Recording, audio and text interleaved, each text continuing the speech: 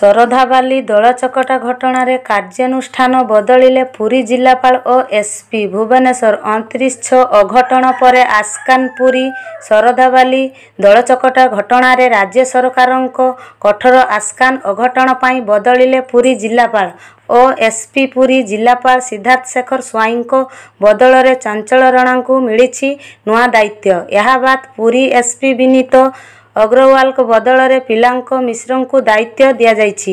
ଏନେଇ ମୁଖ୍ୟମନ୍ତ୍ରୀଙ୍କ କାର୍ଯ୍ୟାଳୟ ପକ୍ଷରୁ ସୂଚନା ଦିଆଯାଇଛି। ମୁଖ୍ୟମନ୍ତ୍ରୀ କହିଛନ୍ତି ଯେ ଏହି ଘଟଣା ମୋତେ ବ୍ୟଥିତ କରିଛି। ବ୍ୟକ୍ତିଗତ ଭାବେ ତଥା ରାଜ୍ୟ ସରକାରଙ୍କ ପକ୍ଷରୁ କ୍ଷମା ପ୍ରାର୍ଥନା କରୁଛି।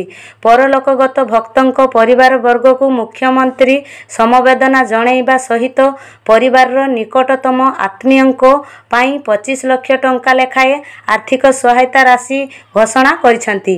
ଏହି ଘଟଣାର ସମ୍ପୂର୍ଣ୍ଣ ପ୍ରଶାସନିକ ତଦନ୍ତ ପାଇଁ ମୁଖ୍ୟମନ୍ତ୍ରୀ ନିର୍ଦ୍ଦେଶ ଦେଇଛନ୍ତି। ଉନ୍ନୟନ କମିଶନରଙ୍କ ଅଧ୍ୟକ୍ଷତାରେ ଏହି ତଦନ୍ତ କରାଯାଇଛି। ଏହା ସହିତ ପୁରୀ ଜିଲ୍ଲାପାଳ ଓ ଏସ୍ପିଙ୍କ ମଧ୍ୟ ବଦଳି କରାଯାଇଛି। ନୂତନ ଜିଲ୍ଲାପାଳ ଭାବେ ଶ୍ରୀ ଚଞ୍ଚଳ ରଣାଙ୍କୁ ନିଯୁକ୍ତି କରାଯାଇଥିବା ବେଳେ ନୂତନ ଏସ୍ପି ଭାବେ ଶ୍ରୀ ପିନାକ ମିଶ୍ରଙ୍କୁ ଦାୟିତ୍ୱ ଦିଆଯାଇଛି।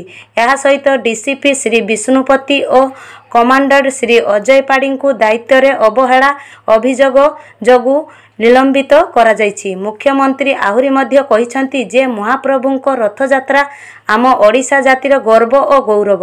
ଏଥିରେ ସାମାନ୍ୟ ଅବହେଳା ବରଦାସ୍ତ କରାଯିବ ନାହିଁ।